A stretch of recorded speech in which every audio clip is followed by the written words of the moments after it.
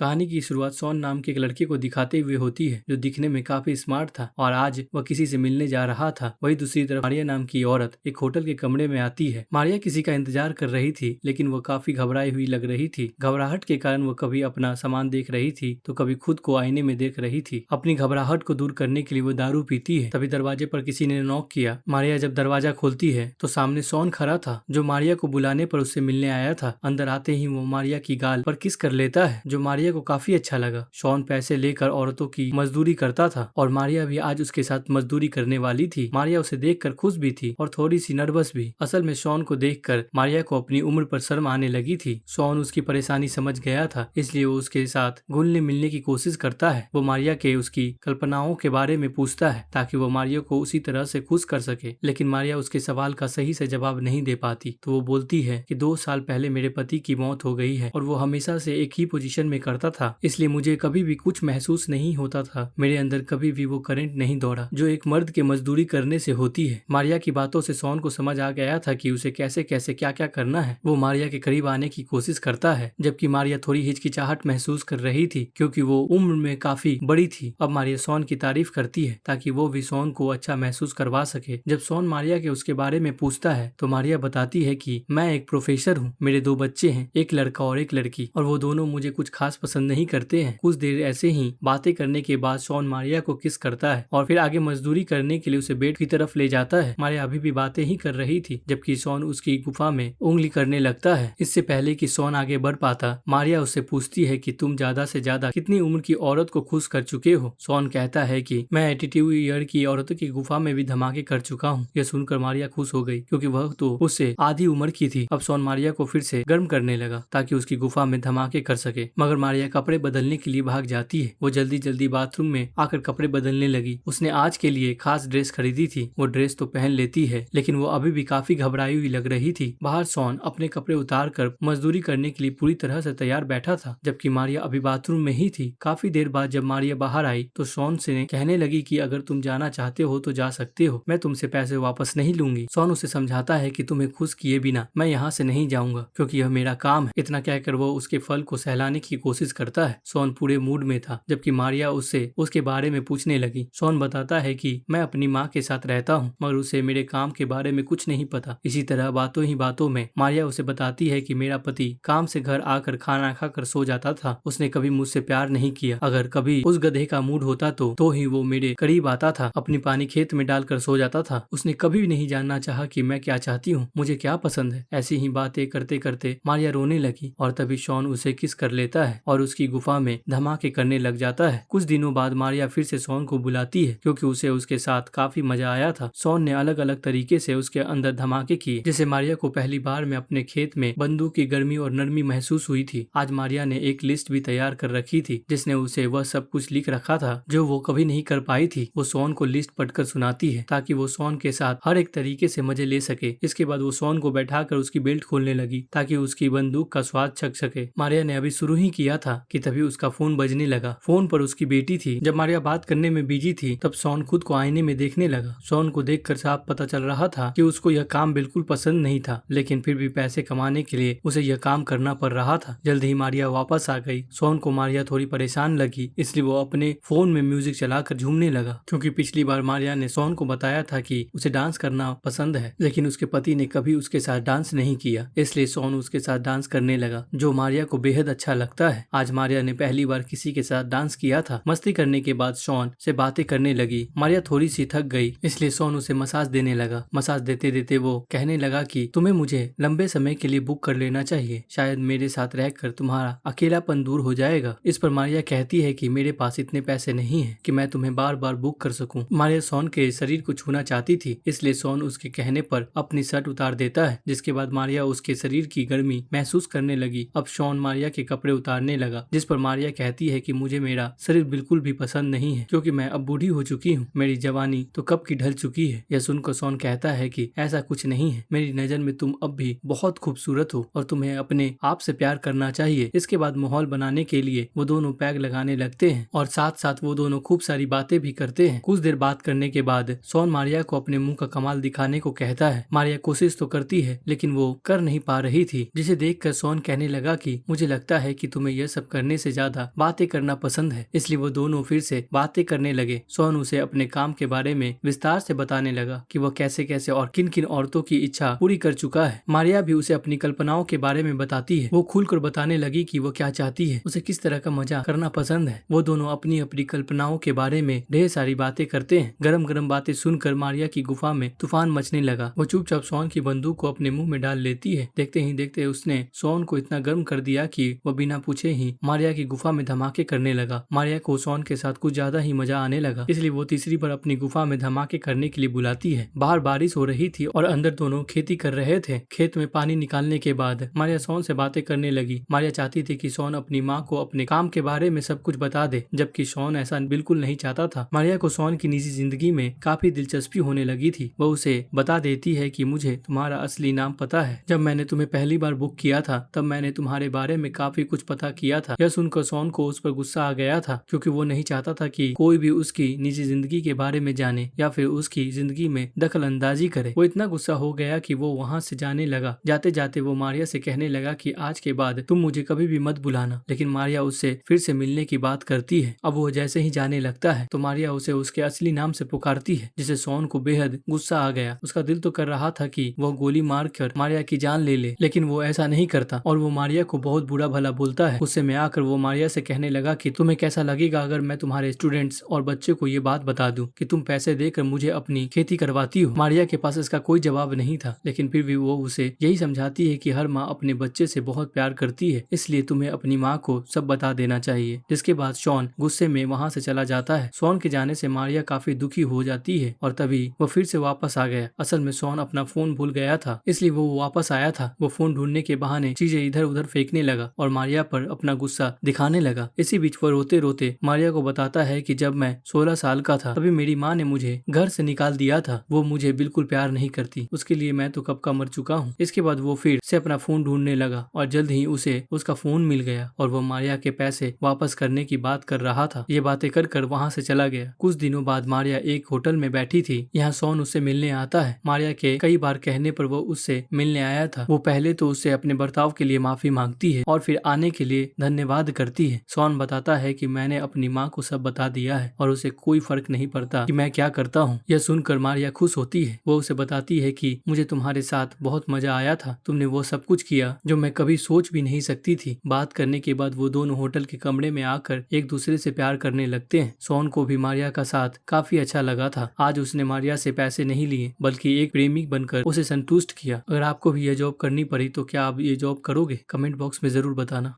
यह मूवी पसंद आई हो तो इस वीडियो को लाइक और शेयर जरूर करना और साथ में हमारे चैनल कहानी फिल्मी को प्लीज सब्सक्राइब करके जाना। तो चलिए मिलते हैं आप सबसे अगली वीडियो में। Thanks for watching.